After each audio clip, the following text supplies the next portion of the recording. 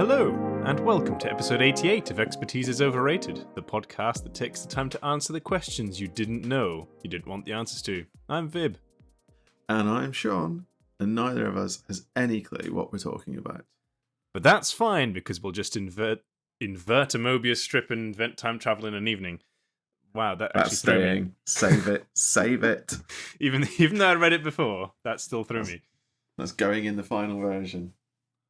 Yeah, it's annoying because I originally thought it said invent a Mobius strip, which confused me. Well, no, because then I would have written invent a Mobius strip and invent time travel. Yes. And That's why I wrote I hate you in the comment. we both know I'm better than that. I don't know if you do. If you are, rather. I'll tell you who probably is better than us.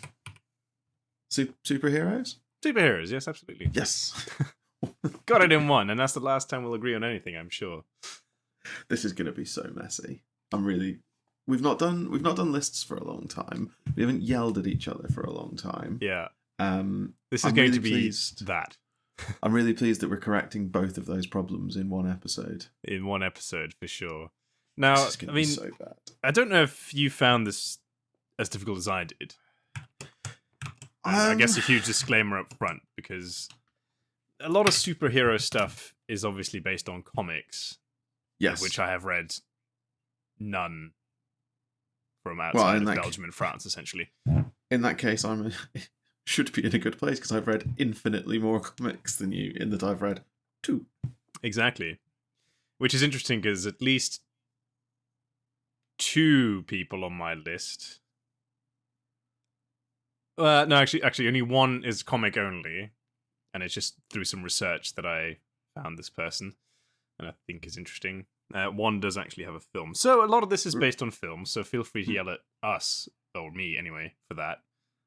This has been quite difficult to pull the list together, not because I didn't know about anyone, but so much of my experience of these characters is from their appearances in film. Yeah.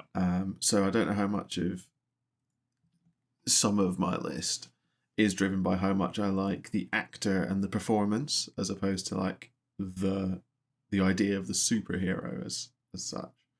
Yeah, I think there's definitely a few examples I've got where that's a massive factor. But my understanding of the actual comics is that they've changed so much over the years anyway that there are different iterations of virtually all of these people anyway. Yeah, I think that's exactly right. I mean, take Spider-Man or Batman or something like that. Or someone even broader, like the Flash or Green Lantern. There's literally different people. Like people have been the Flash. Different people have been the Flash, and also just different versions of comics. I mean, because Superman has been around for what, near 90 odd years, probably, like since the 1930s. I want to say 100 years, yeah. And yeah, like Silver Age Superman is very, very different from sort of the Superman comics that you get today. Exactly, right? So there's, endless arguments to be had, I'm sure. I've also got an honourable mentions list that's longer than my actual list, which is going to be interesting. I've decided that I don't have an honourable mention list. I have a list of 10, and that's it. But I suspect that everyone who's on your list who's not on my list is probably on a sort of ephemeral honourable mentions list. Well, I maybe actually want to start with the first 2 on my honourable mentions list, because I think it'll help us frame what a superhero is. Because so for one, I had Sun Wukong, the Monkey King, and Hercules, right? Which is sort of mythological characters who've also got supernatural elements. And it's a question like, do we count that as a superhero? I haven't. Everyone on my list appears in a DC or Marvel comic. But I mean, I think there's an argument to be made that, like, Darth Vader has had comics about him. Luke Skywalker in the Star Wars Legends continuity a superhero? It almost, I don't know, the term kind of almost doesn't have any meaning It's difficult, isn't it? Because, spoiler alert, one god is in my top 10. And yet the demigod Good. Hercules is for some reason didn't count, even though I think there is a Marvel comic book series that features Hercules.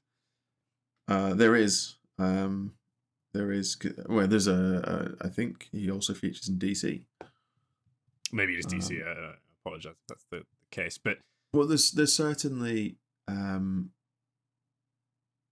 there is certainly a Hercules character in Marvel. Yeah, that's definitely true.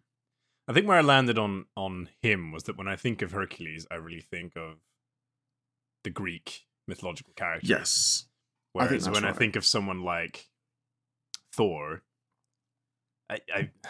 it's a much tighter split where my mind goes, you know? So I have, it's probably not an enormous spoiler, I have Thor in my list of top 10, but specifically I have Thor as conceived of in the Marvel comics, and more specifically I have Thor as conceived of in the MCU. Mm-hmm. I don't have Thor from God of War. I don't have Thor from the Norse mythology. I have the version that has been turned into what we think of as a quote unquote superhero. I think that's right. I think that's right. And so that's probably fairly easy to understand then. Where there's other question marks that I had, right? So one joke I wrote there was Phil Coulson. But you might actually say somebody like Natasha Romanoff. Yeah, I was thinking Clint Barton or Natasha, so Hawkeye or Black Widow, because they're just people. Is Clint just a person? Clint definitely is. He's tricky, isn't it? Because I mean, I may have to change my list quickly in that case. But then if he wasn't number 9, but I agree with you. Actually, he is a person. I don't know why I decided that he somehow fit the mark, but he probably is just a person. I think he's almost more just a person than Natasha. Well, certainly Kate Bishop, yeah. She's been through the Red Room, and we don't quite know what that means. But yeah. But there's a few of those kind of comic book characters, like Black Canary, for example, is a DC equivalent as far as I could work out of Black Widow, where it's like she's just really good at martial arts and is just an excellent spy/assassin. But in one iteration of the comics, also has a supersonic scream that she can do. Yeah, exactly. And this is where comic books get a bit funky sometimes, right? So, for example, then Tony Stark, you might say, well, Iron Man is a very obvious superhero when he's entirely normal. Yeah, I was going to make the same comment about Batman. Yeah, Batman's another good one. But I think that maybe what we should do actually is we just go through our lists, figure out how egregious some of our additions are, and then we come back to what is a superhero, maybe. So should we do a classic? You do 10 to 6, I do 10 to 6, and then we do 5, 5, 4, 4, 3, 3, 2, 2, 1, 1. That's our classic. Sure, let's do that. I think we've done it once before, I think. Yeah. So that makes it a classic in my book. Hang on, I did that. 4, 10, 9, 8, 7, 6. Okay, so we'll go to here. Okay, so am I kicking us off? Is that what's happening? Yeah, if you want to. So at number 10, and this is a very experimental one for me, based purely on research, I've got Emma Frost, or the White Queen. Right. At number 9, I've got T'Challa, specifically as Black Panther. Mm-hmm. I've got John Constantine, or Hellblazer, as he's later known. That's a good one. I've got your favourite of all time in the MCU, Scott Lang, Ant-Man. I'm going to go throw up. And and at number 6, I've got Diana Prince, or Wonder Woman. Right, okay. No, that makes sense. That's a good list. No, it's not. Sorry. Yes, he says Ant-Man's a good list pick. We've got him, folks. We've got him. It is a list with 5 names in it. So at number 10 for me, I've got Wolverine, and it's almost exclusively Hugh Jackman's Wolverine, but it's not just that. But that's obviously playing a huge part. Yeah. At 9, I've written Hulk stroke Banner. It's basically the Hulk, but I think Banner's important. Yeah. At number 8, I've cheated. I've put Magneto and Charles Xavier. That is 100% cheating. Yes. Yes. Number 7, I've got Iron Man, and number 6, I've put Scarlet Witch. Okay. Interesting. So I had a lot of. Well, yeah. Let's come back to it later. Yeah, let's get the rest of the list done because there's going to be some shouting. So at number 5, then shall I go next? Yeah. I've got someone I imagine is going to feature very high on your list. Steve Rogers, Captain America. Yeah, that's fair enough. I've got Thor at 5, and again, probably influenced by the MCU's Thor. Yeah, that's fair. At number 4, I've written Peter Parker / Miles Morales, but I know much less about Miles Morales. But everything I've seen, I like. But Spider-Man, I guess. Spider-Man, yeah. I've got Black Panther at 4. Okay. Either MCU incarnation or T'Challa's Black Panther. Yeah, fair. But I think there's an interesting point to come back to on that as well. Yeah. So at number 3, I've got Wanda Maximoff for the Scarlet Witch. I've got Spider-Man at 3. Yeah. Number 2, I've got Thor. I've got Captain America, Steve Rogers. And number 1, and you're going to definitely shout at me for this, I've put Asterix and Obelix. Oh, that's really annoying because I'm not actually going to shout at you for that.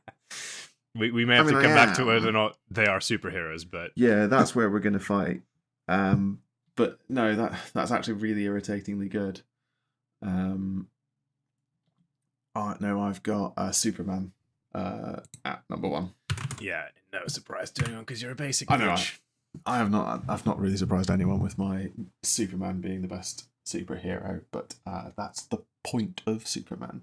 But what it does mean is that we have to address the obvious elephant in the room, in that we've both not mentioned the other big DC name, I guess, in Batman. I thought you were going to talk about Shazam. No, neither of us have Batman, which is really weird because I also think that the Christopher Nolan Batman films, very good films, are some of the best superhero films. Except I don't know that they are superhero films, and I'm unconvinced that Batman is a superhero. It's weird, right? Because Batman faces off against so many supervillains. Does he, though? Or does he face off against lunatics? Yeah, I guess the Joker and Harley Quinn are interesting, but then there's people like Scarecrow, Poison Ivy, right? They've got Scarecrow supery type things going. Yeah, I guess he's also just kind of a weird scientist, isn't he? Yeah, that's a good Ivy question. I'll give you some iterations of Bane. We need to talk about Batman. Yes, he did make it on my honorable mentions list because he's hard to ignore. You don't have Iron Man either, which I don't have Iron Man. I did, but I kind of have the same problem with Iron Man as I do with Tony Stark as I do with Bruce Wayne, in that they're just billionaire playboy philanthropists. Billionaire genius playboy philanthropist. Oh yeah, sorry, I forgot genius. Yeah, which are not super talents, right? That's just talent.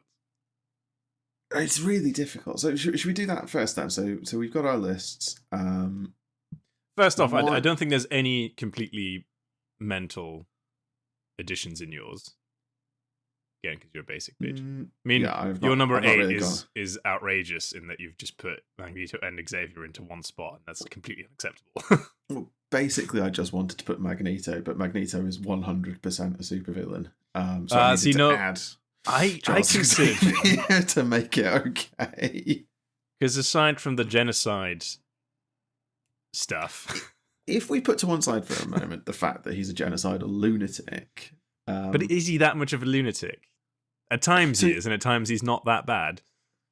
Yeah, if you think of the Magneto that we see, specifically Fassbender's Magneto, or the sort of the comic book. The reason I've got Xavier in there as well is my favourite X-Men stories are the ones where Magneto and so Eric Lenscher and Charles Xavier are trying to do the same thing, and their argument is about the how you do it, and why we need to do things. So Magneto and Charles both wanting to make a better world for mutants, a safer world for mutants, is a completely understandable, really interesting story in which Charles wants to work with humanity to make a safer world for everyone, and Magneto wants to exterminate humanity to make a safer world for mutants. But that conflict is what's really interesting to me. Yeah. I agree with that. And it's not dissimilar to why my number 10 is Emma Frost, because I think it's a similar kind of idea. I don't know if her motivations go that deep in terms of, like, she wants a better world for mutants, but when I say same idea, is like she starts off as a supervillain, right, as an antagonist to the X-Men, and then over time becomes one of the leaders. I don't know anything about... I know of her existence, but I don't really know very much about her. She's a psychic, isn't she? Yeah, and she can also turn into Diamond, which, I mean, come on. How cool that's pretty cool. But so I don't know much either. I've sort of seen some of her in bits and pieces, but she's never made it to the cinematic world, I don't think. She has been on screen twice, but she has never been a main character. So she's in First Class as a henchwoman to Sebastian Shaw, Kevin Bacon's character, and she's in X-Men Origins Wolverine, or there is a mutant who can turn into Diamond in X-Men Origins Wolverine, but it's never confirmed that that's Emma Frost. Yeah, supposedly it is, yeah. But it's never actually, she's never referred to as Emma Frost. Yeah. But I thought that was interesting, and this is why I considered Magneto as well, because as you say, he's got right-ish motivations and terrible means. Yeah, he's also, to quote the young people of today, he's got so much aura. Magneto, he's just... Yeah. And it really helps that the first live-action Magneto that we got was Ian McKellen, because he just brought so much gravitas to the role that he became really easy to take seriously. Yeah, even though he looked a bit funny. What I think is impressive about Magneto is that his supernatural ability seems so neither here nor there at first glance. You know what I mean? Yeah. Like, if you do the game of, like, oh, what superpower would you get if you had one? Nobody would say, magnetism, essentially, right? But so this is part of the X-Men lore changing over time. So what Magneto has control over isn't the forces of magnetism. He has control over the fundamental force of magnetism. You know, the weak magnetic force, or whatever it's called, that holds, like, atoms together. Oh, right, nuclear forces. Okay. Yeah. Sorry, that's that's very different. Yeah, but it's the same as Iceman. So, Bobby, what's his name? The mutant who has control of temperature, basically. What he actually has control of is thermodynamics. Thermodynamics. He has to the degree that he can stop atoms from moving. That's what he controls, the rate at which atoms vibrate. See, this is the sort of stuff that always worries me a little bit, right? Because you're trusting, that doesn't you're make trusting any authors sense. a lot here. And I mean, fair enough, I suppose. But I don't know if... All right, so walk me through Professor X. I just really like Patrick Stewart and James McAvoy. Yeah, but not enough to put him... I don't think that either Magneto or Xavier are top 10 on their own, because they're... What I like about them is the interplay and the contrast between them, basically. I don't have any interest in a Magneto story that doesn't have Charles Xavier in it. I don't have any interest in a Charles Xavier story that doesn't have Magneto in it. I think they're necessary to each other. That's why I put them together. I don't know, that film that was supposed to put an end to Wolverine and Charles Xavier. was pretty It's good. not really a Charles Xavier Logan. It's not really a Charles Xavier story. But Xavier's good in that. But in that, he's more like a force than a character. Yes. I suppose. Talk to me about Scott Lang. Scott Lang. Not gonna lie, a lot of what got him into this list is the fact that you dislike him so much.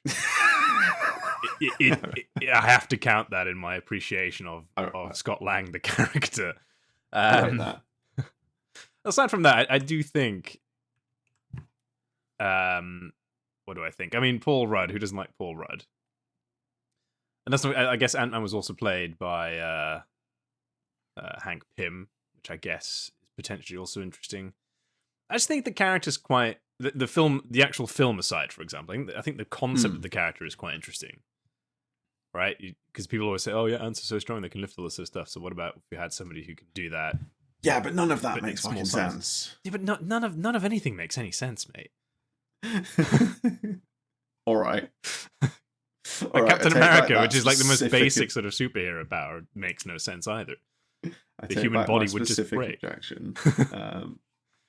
No, but I'm not gonna lie. I think he's made it to number 7 on this list purely because of your outrage.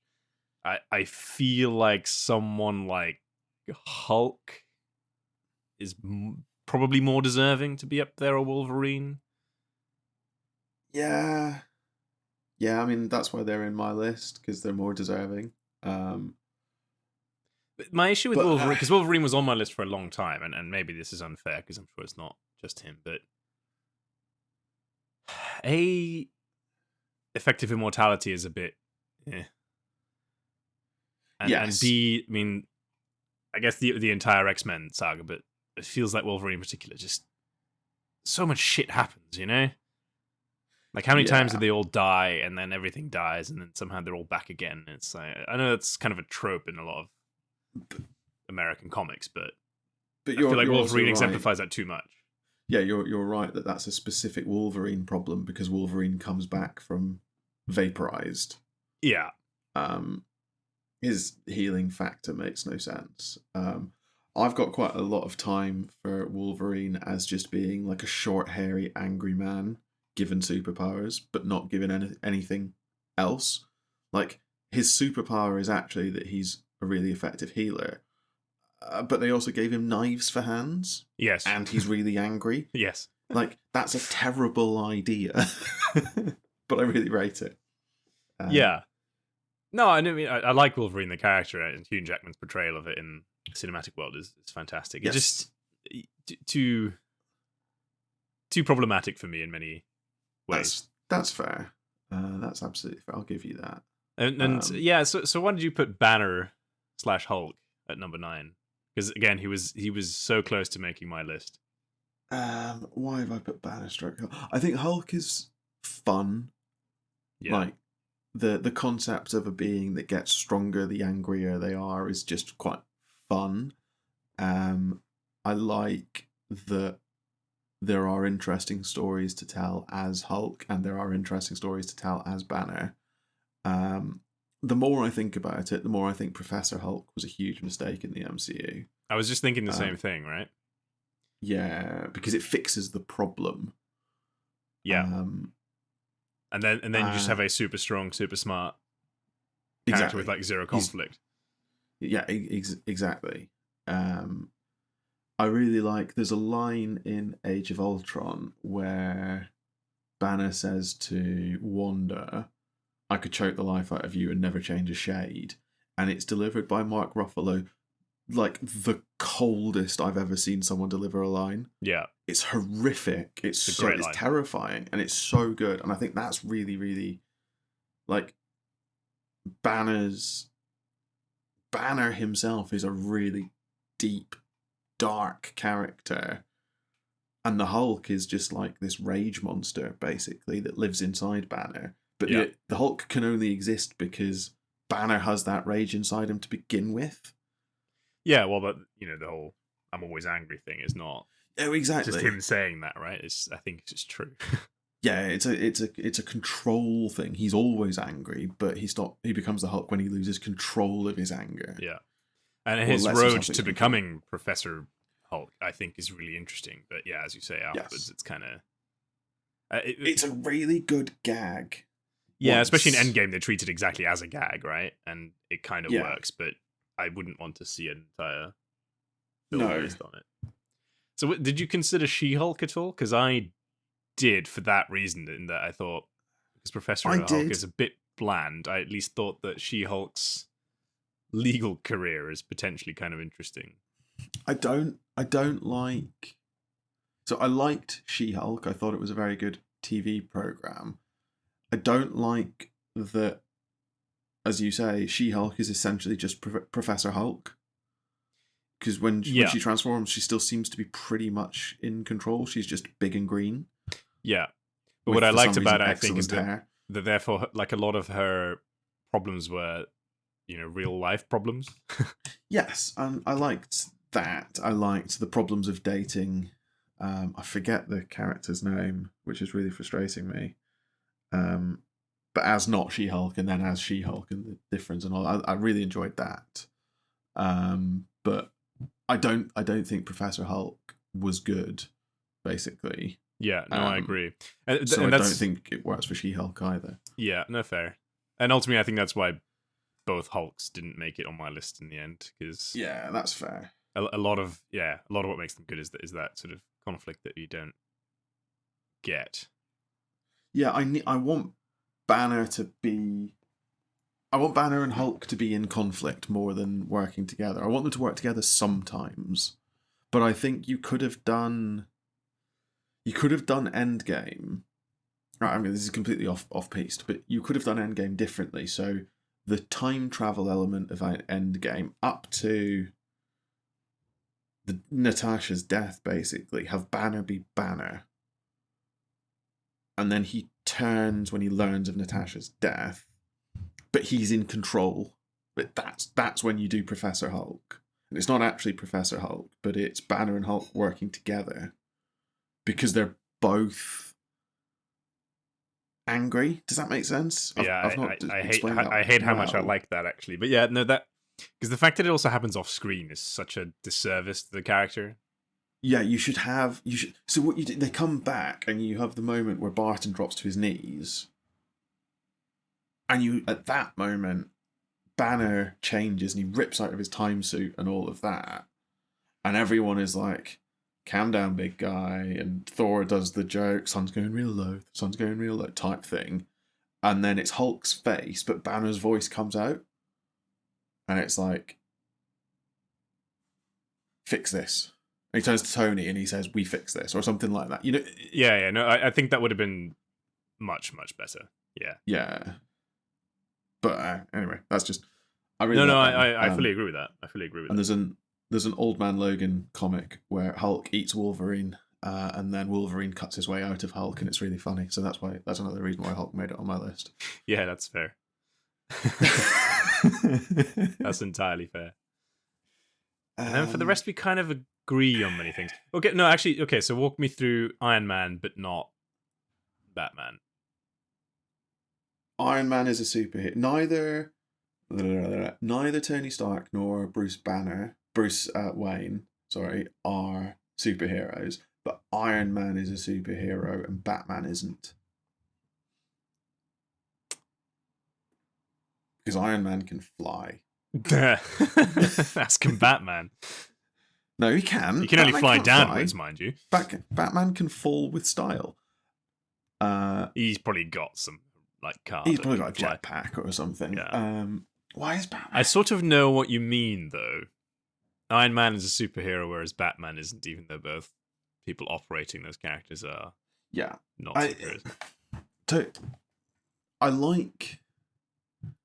Well, like I said, I like Christopher Nolan's Batman films, but the problem with the Batman films, to an extent, is that they really grounded Batman.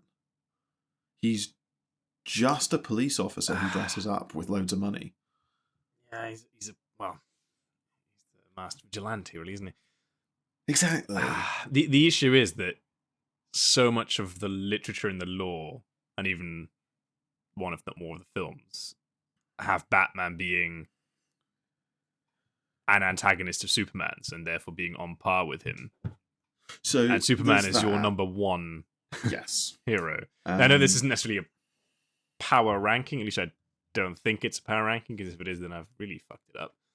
But I don't know. I think Asterix and Obelix is the most powerful superheroes. I mean, they could easily take Superman, no doubt. Then Well, it's not, because so can Tony from next door. if we were ranking superheroes based on power, then the most powerful superhero is Bugs Bunny. Bugs With the Bunny. power of Just endless plot armor. two, Or any Toonville 40k rogues. character, really. Yeah. I don't know why I have Iron Man and I don't have Batman, other than, and I have to confess I haven't read enough Batman comics. But One of your two comics wasn't Batman. neither of my two comics were Batman comics. But Batman seems very much, he's often described as like the peak human condition, right? He's as strong as it's possible for a baseline human to be. He is as smart as it's possible for a baseline human to be. The issue is, right, I think I don't know, because could Bruce Wayne take Natasha Romanoff in a fight? Yes, I think the point of Batman is that he can. Yeah, no, but can Bruce Wayne? That's the thing, right? Because he's got so many gadgets. So does Natasha. Yeah, it's not unfair, but it She's seems got those less hit and ridiculous. stick thingies, or the like electric punching. Yeah, I suppose that's not entirely unfair. It's probably bad of me to. I also really don't like, and I don't know how much of this you see, but a lot of my. I'm on a lot of like superhero subreddits and things like that, just because I enjoy reading about it all. And the people who are fans of Batman will not accept any criticism of Batman whatsoever. So you see lots of why do people put up power ranking between Superman and Batman, or Wonder Woman and Batman? Because, Superman, in theory, that shouldn't be a real fight. And then the people who are on Batman's side are like, well, Batman with prep time is able to do whatever, like it's not even a real fight because he's beaten Superman 3 years ago or whatever it might be, which is kind of fine. But if your superpower is being really good at preparation, such that in the last panel of a comic you can explain how you beat someone before they even started, I don't understand the hype around Batman. I don't think. I think fundamentally for me, that's what does it. Like that entire universe, I just don't care that much about. Like Gotham's a shit show. Why would you even want to protect it? Just move. Especially if you're the richest man alive. Just move to literally any other place on Earth. All his antagonists I find quite bland. Like the Joker in particular, I think is just a bit bland. There's a lot of that as well. And even his allies and stuff, like Catwoman, Robin, absolutely not. Get out of here. Just Nightwing. Yeah, so the whole thing I just find very uninspiring, and that's just personal preference, right? I mean, and that's played a huge part in both of our lists, I think. Naturally, yeah. But yeah, I'm not saying to people who like Batman that you're wrong, but I'm saying that I don't understand you. No, you're wrong. You're just wrong. Not a superhero. I just don't know if I can agree with you that Iron Man counts as a superhero. I think I probably can cop to that criticism based on everyone else on my list. I think I can accept that Iron Man doesn't belong in the list that I have. It's annoying, right? Because I think certainly post MCU, Tony Stark, Yeah. like Robert Downey Jr.'s Tony Stark / Iron Man is such an exceptional character, and I super also, in all the ways that matter potentially. yeah, and I also think that we spoke previously when we spoke about all the MCU films about the fact that the first Iron Man film reinvented the superhero genre. And so that's probably skewing quite a lot of it as well. Like wanting to recognise the fact that without the first Iron Man, I wouldn't know who Black Panther is. Yeah. Yeah, true. I wouldn't know who Scarlet Witch is, and so I think that matters as well. I think you're absolutely right about that. In fairness, you could also make the argument that his intellect is such that it's super, right? I mean, he does invent time travel. Exactly. In an evening. Exactly. So Batman's never done that. Yeah, exactly. He's smarter than Batman. Let's just be quite clear about that's what it is. Yeah. Let's just be quite clear about it. I think he's also smarter than Reed Richards, who I think all the Fantastic Four are notable absentees from both of our lists. It's because I've not seen First Steps, and I haven't liked any of the other Fantastic Four films. I mean, that's not unfair. I just think they're bland for me.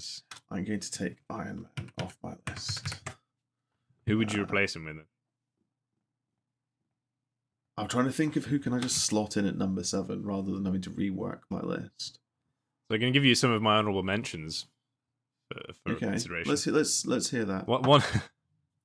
One I think definitely doesn't count as a superhero, even though he appears that way, is the Doctor. Ooh. There's ferocious debate about that sort of thing online, it turns out. But he's whether or not the Doctor constitutes either super or hero. Because he's kind of just definitely a hero. He did also kind of destroy his entire race. Well, not kind of. Yeah, but they were bad uns. Yeah, okay, sure. But when Magneto says it, you're all like, oh no, you can't do that. Well, yeah, because Magneto wants to kill people. Yes, exactly. Well, not all people, just normal people. And I'm people. No, so the Doctor, I think, is an interesting one to think about. Then I had Loki and Magneto being the sort of... You could make arguments for their hero side, although it probably gets overshadowed by their non-hero side. It's quite hard to look past the Battle of New York for Loki. Yeah.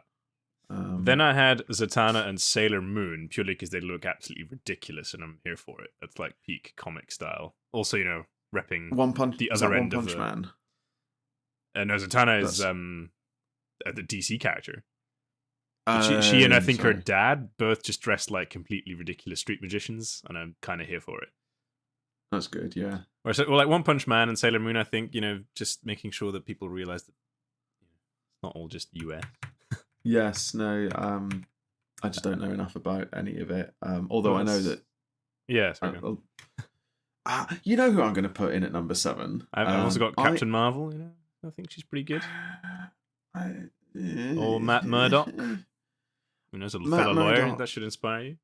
Matt Murdock is an honourable mention. I like that. And then I also had Hawk Girl as probably one of the earliest female superheroes I could find.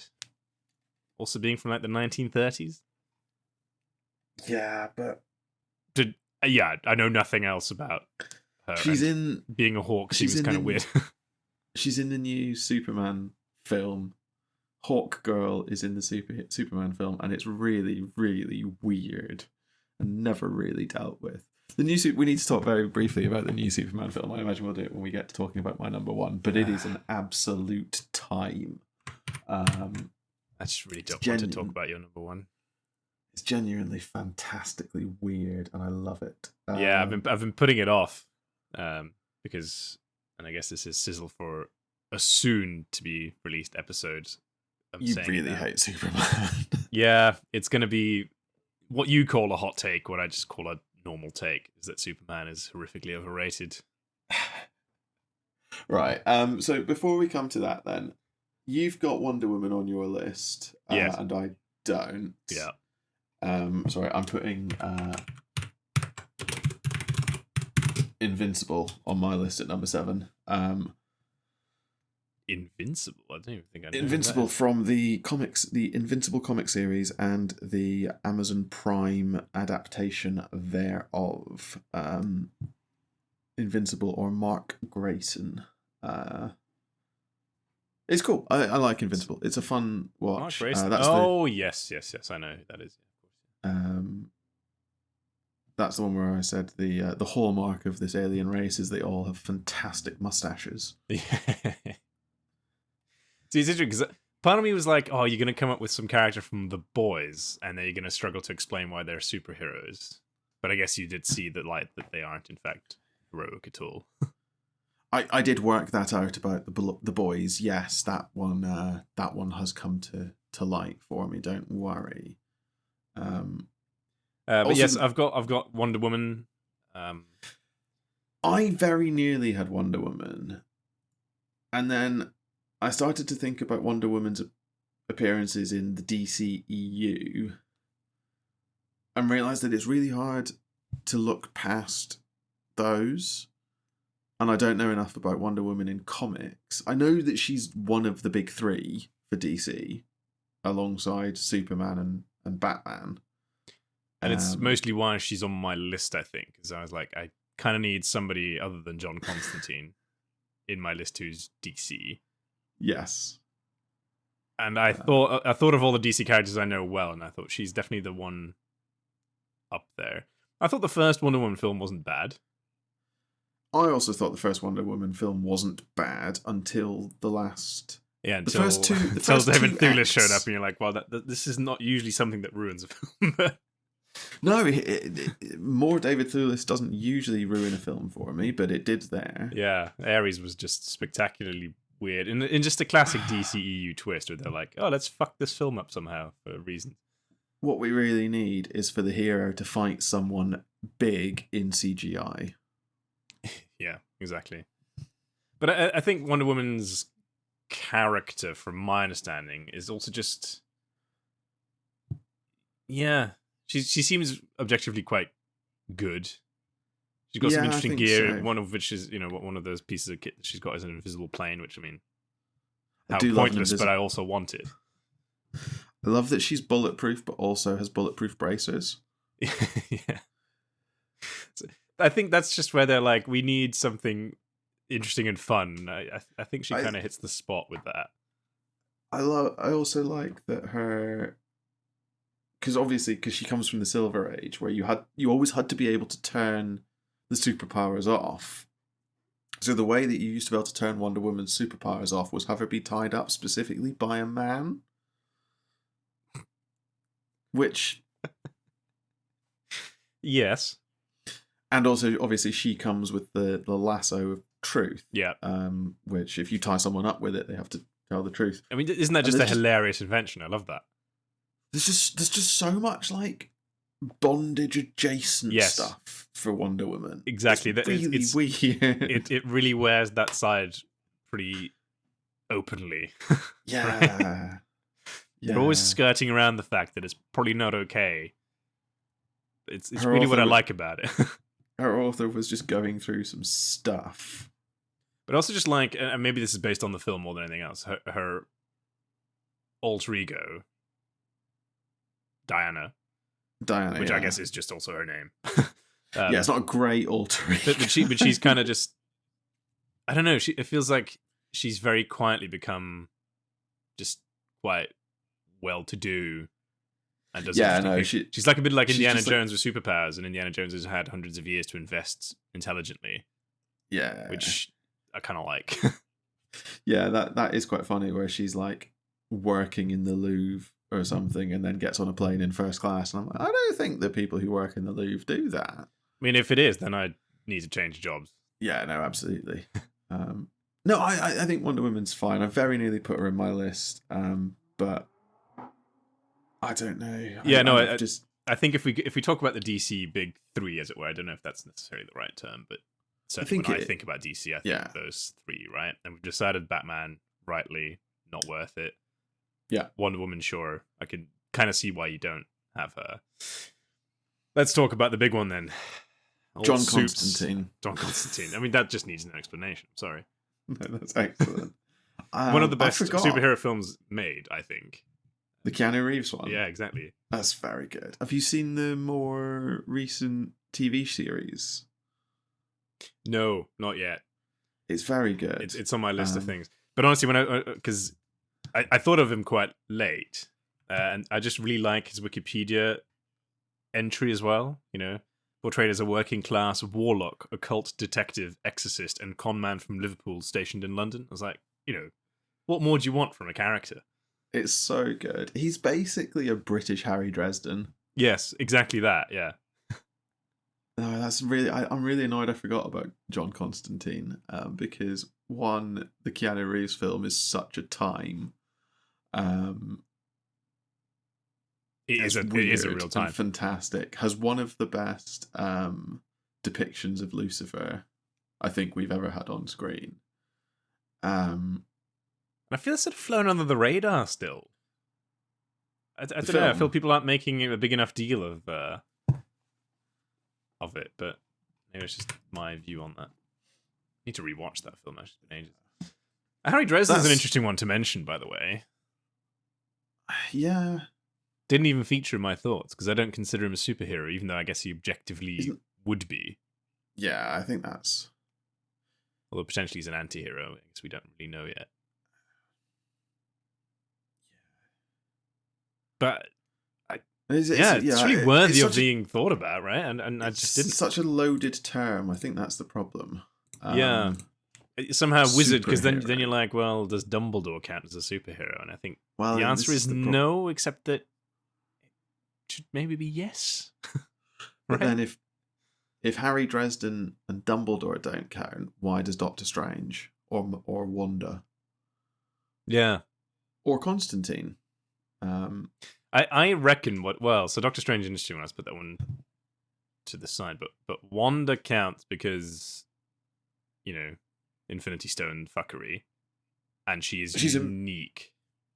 She's a mutant in the. Sometimes she's a mutant. She's in the comics. Whereas someone like Doctor Strange or any wizard from the Harry Potter world, or I guess from the Harry Dresden world, they're not unique. Is that enough? I don't know if that is enough. But then I suppose I'm looking at everyone on your list and my list. I suppose they kind of all are unique, aren't they? Because the thing is, in the world in which Albus Dumbledore... Well, actually, it's a bad example. In the world in which Harry Potter exists, Harry Potter is not super, right? He's just got the same talent and skills that other people have. And to be fair, to an extent, nor is Dumbledore. Dumbledore. He's just very good. Dumbledore is better by degree rather than by category. Yeah. And I think that's something that in the back of my mind surely works. Same with Harry Dresden, right? I mean, he's a powerful wizard, but he is just a wizard in a world full of supernatural stuff. Yeah, I think that's probably fair. Doctor Strange, I think, is interesting because I think people would agree he's a superhero, even though there's an entire group of him. Yeah, but I feel like you almost become a superhero if you're in the Avengers. Like that's maybe a rule. No, is he ever in the Avengers officially? That's a good question. He's in the you know. He's in the films. He's sort of in the environs. He stands near Avengers. So when Steve Rogers goes, Avengers Assemble, he's just like, nope, not me. He just sort of steps to one side.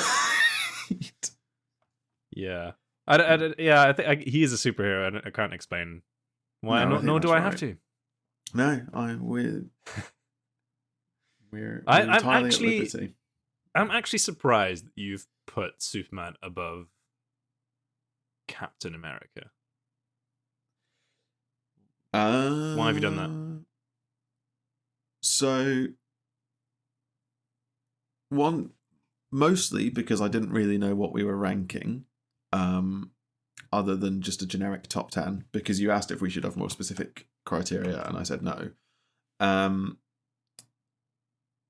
And I think everything that Captain America does, Superman also does, but better. Yeah. So basically, I really, really like the idea of both Superman and Captain America, because deep down, I really, really want to just be an American farmer, I think. Yeah, what's missing from my life is a pickup truck and a baseball cap and some dungarees. No, you're just thinking of Ebenezer McCoy at this point. Yeah, well, exactly. An angry old man. The things that I like about Captain America, specifically Steve Rogers as Captain America, and you get them a little bit with Falcon's Captain America as well, but I think it's more present with Steve Rogers, is this idea of the moral center, the bastion of unashamed, unimpeachable virtue, basically. And that's kind of the whole point of Superman as well. Things are right. Superman does the right thing because that's what Superman does. And I think the 2025 film, the most recent Superman film, which I have seen recently, really brings this back.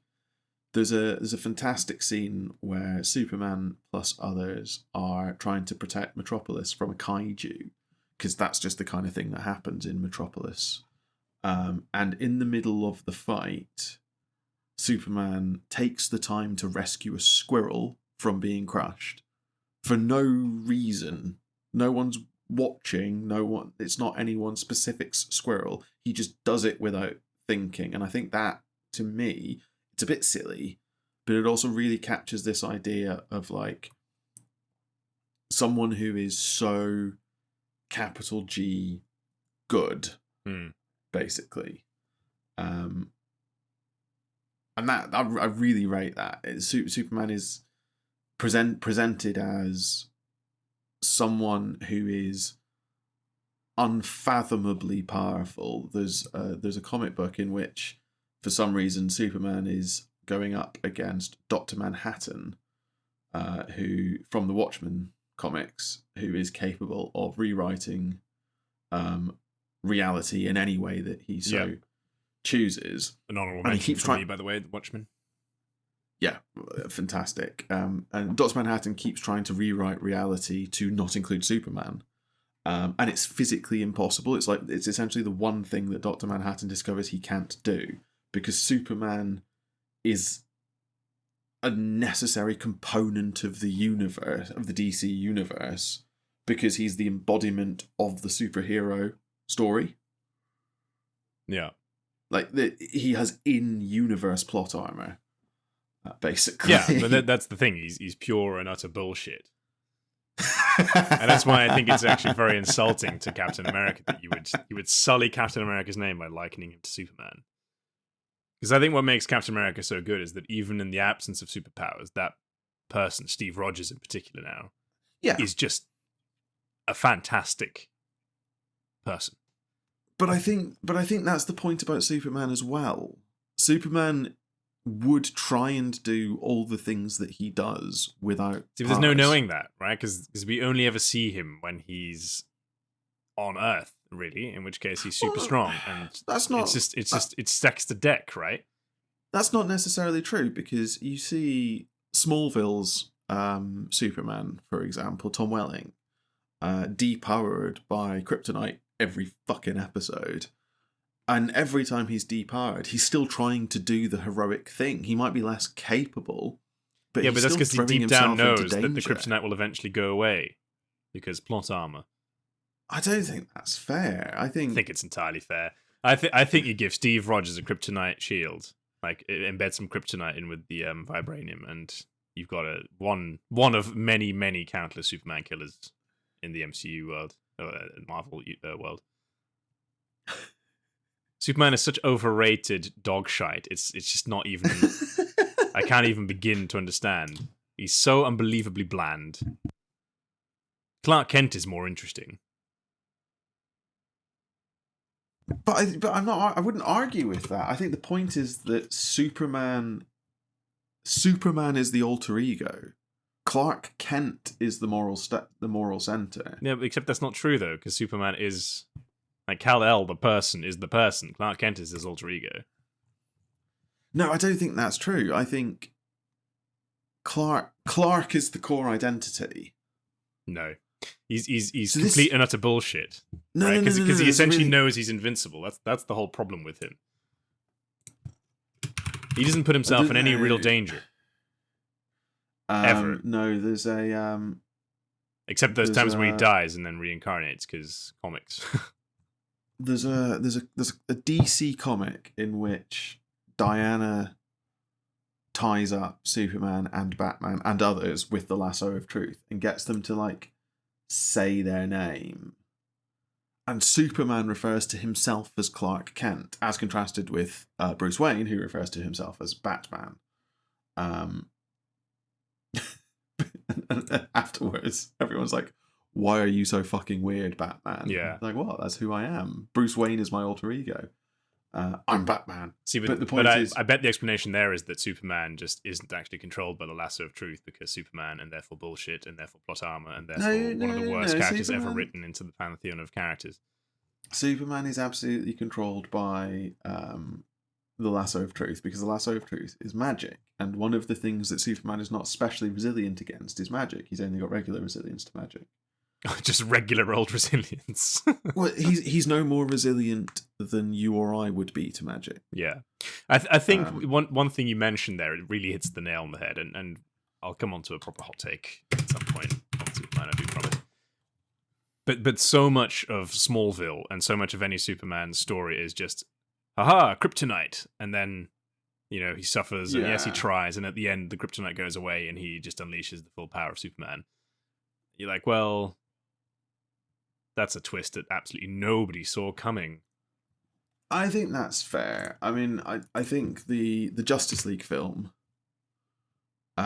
being Christ, about what an absolute disaster that thing is. How the only way we can do this is to bring Superman back. I don't like. It's weird. I don't know if it's tongue in cheek necessarily, but I think that's Zack Snyder realizing that Superman is bullshit. No, I think the problem is that Zack Snyder worships at the altar of Superman as the absolute apex of the male form. Yeah, maybe that's also fair. I mean, that was Henry Cavill's Superman, right? It was Henry Cavill's Superman. There are certain allowances I will make. I think there are ways to do Superman well. I think the Christopher Reeve films do Superman really well. I think... For the record, I think Smallville is like a pretty good TV show. Smallville's Superman is excellent. I really rate that. But I think what makes it so excellent is because he's not really Superman for a lot most of it. Yeah. I don't know if the term is ever actually said on screen. He wears the ass at the very end, but I don't know. I don't remember. I'm rewatching Smallville at the moment, actually, because it was apparently a lot of James Gunn's inspiration for making the most recent Superman film was Smallville. Yeah, fair. It's also got one of the best Lex Luthors. It does have an excellent Lex Luthor. By the way. Michael Rosenbaum's Lex Luthor is fantastic, although so is Nicholas Holt's. Jesse Eisenberg's was not. Yeah, so I mean, yeah, Superman. Look, I'm going to reserve an entire hour to rant about. I think Superman. I understand your complaints about Superman as a plot device more than a character. I think that there is a lot of truth to that generally. I'm just disappointed in you because it's the most basic shout that you could have come up with, and I've had a go at you before for liking Captain America as much as you like Captain America, but at least I get that. Right? Yeah. What exemplifies Captain America, which the argument you're making is that Superman's the same but better, it's just dirty. Dirty. I've also, to be fair, done this for much the same reason that you've got Scott Lang. You absolute prick. I know how much you hate Superman. Because you hate everything that is good and true and pure. I've put asterisks and obelisks on top, rather. To be fair, yeah, I've got to give you some credit for that. That's inspired. Asterix, I think, is actually a great example of an individual who, even when not superpowered, does try to do the right thing. Yeah, although right. the right thing for his mind is beating up a lot of Romans. I don't know if that's always necessarily the right thing. Do we want to be promoting? It's funny.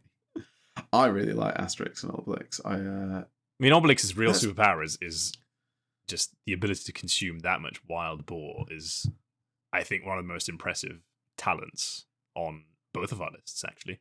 100%. Yeah.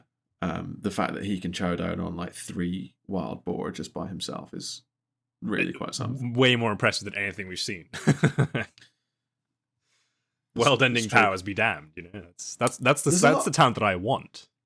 What I think is really striking about both of our lists, though, is how few DC characters we both have. Yeah, well, and this, I think, really gives the game away that we are more film or TV enjoyers than we are comic book. Sure. Well, not fair, because I love comic books. I just didn't grow up with American comics. No, but I don't think. But also, I don't know if it's unfair to say, but I do feel DC has a preponderance in the universe anyway to really make media involving Superman or Batman. Maybe Wonder Woman a little bit, but it's kind of those guys. So, that's it. I'm going to butcher the quote, but I read recently that the difference between Marvel and DC is that DC tells stories about gods dealing with human problems, and Marvel tells stories about humans dealing with godly problems. That's interesting.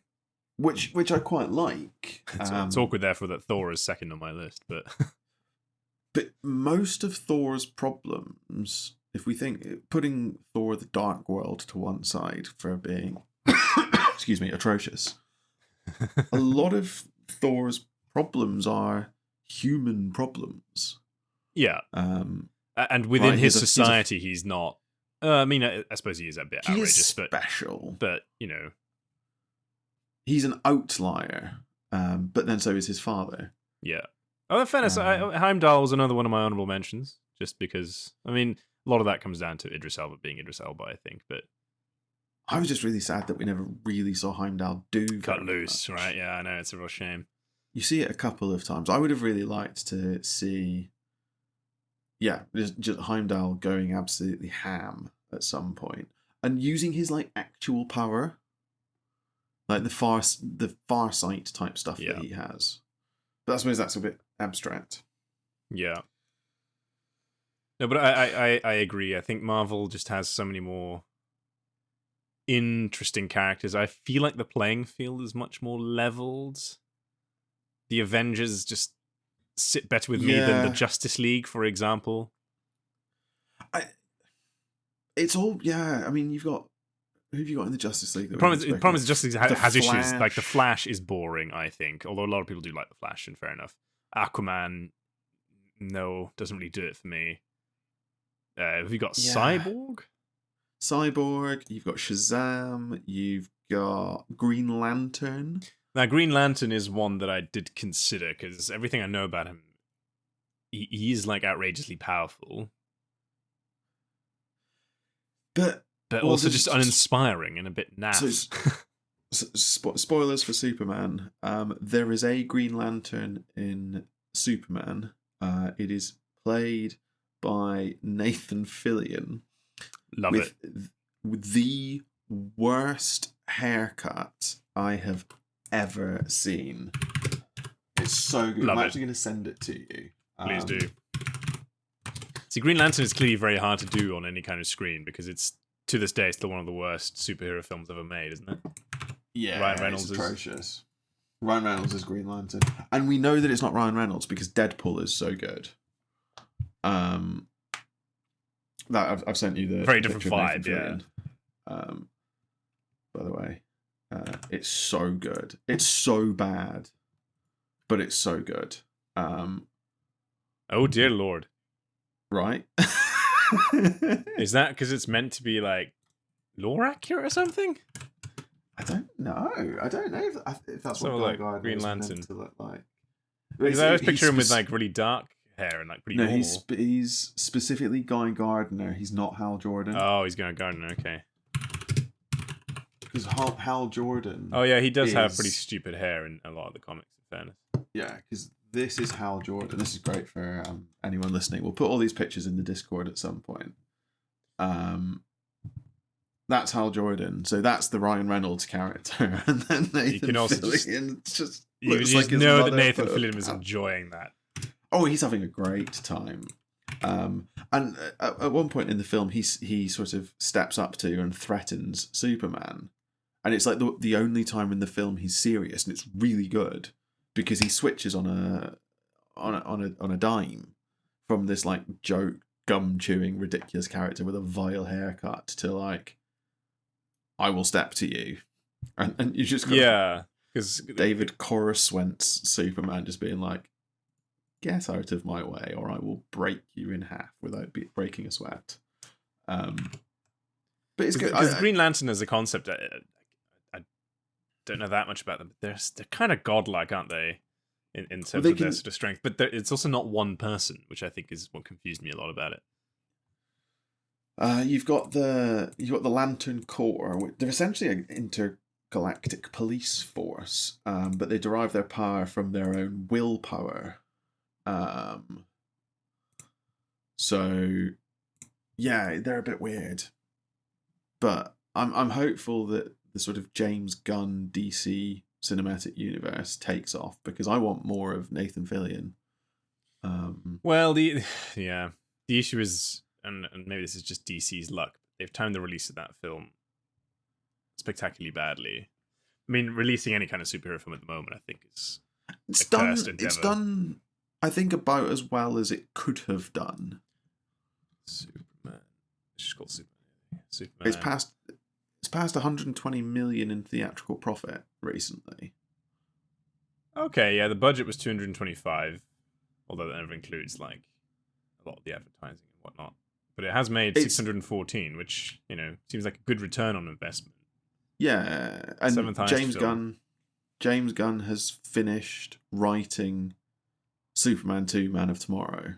Oh yeah, it's scheduled for release on July 9th, 2027. I think we're getting a Supergirl film between now and then. No, well. I must watch this Superman film. What I like about it as well is that it's only about 2 hours long. It's really short. It's really tight. It's not an origin story, which I absolutely fucking love. We all know where Superman comes from. Just show us a film that's got Superman in it. Yeah, we get it at this point. I mean, I know I'm not going to enjoy it because it's Superman, but I'll enjoy it anyway. I think you might be surprised. I don't think so. Right, so we've sizzled your... Let me ask you this. Is there any mention of kryptonite in this film? Is there any mention of kryptonite? There is, but it's not a material plot point. Okay, that's encouraging. There is very, very little of the plot is how do we get the kryptonite away from Superman so that he can be Superman? Fair enough. Which, to be fair, is a big plot in a lot of Superman. No, so what we'll do is we'll watch it, and then as a combined review of that particular film, I'll do my spiel on why Superman is a that as a plan. Addition to the superhero roster. I like that as a plan. We can compare and contrast it with Man of Steel as well. Oh, fucking hell. The issue with those films, in a nutshell, is they were like, well, Superman's really strong, but we can't make the film 5 minutes long. So we'll just make the opponent be able to take 1,000 hits and never explain it. This is the problem, right, with Man of Steel. Your antagonist is Zod. And the difference between Zod and Superman isn't which one of them punches harder. It's philosophical. Yeah. It's about the burden of power. It's a Spider-Man story, basically. So much collateral damage in those films. It's just, whoever made that had a zero concept of what Superman is meant to be. No. And I'm going to stop going on about it. New Superman has all of that concept of Superman trying to minimize collateral damage. And going out of his way to protect people while fighting and things like that is really good. Yeah. But I mean, anyway, I've not yelled quite as much as perhaps I could have done. I'm saving it all up, but I will yell at you very soon. Although I think arguably you're going to yell at me. I think we'll just yell at each other. There'll just be a lot of strong disagreement. But I mean, right? You know, Asterix and Obelix versus Superman. You let us know who's right. Actually, that's a good fight. I'm going to put that on power scaling Reddit or something like that. Sun dipped Superman versus 3-bore Obelix. Who wins? What a question. And on that, thank you for listening to this episode of Expertise is Overrated. No doubt we've said some things that were either objectively wrong or downright offensive. As ever, feel free to let us know, rate the podcast wherever you can, check out our Patreon for bonus content, and come chat to us on our Discord. If you're lucky, we might just argue with you in one of our upcoming episodes, and if you're really lucky, we might call you an idiot. Come back next time for some more absolute nonsense.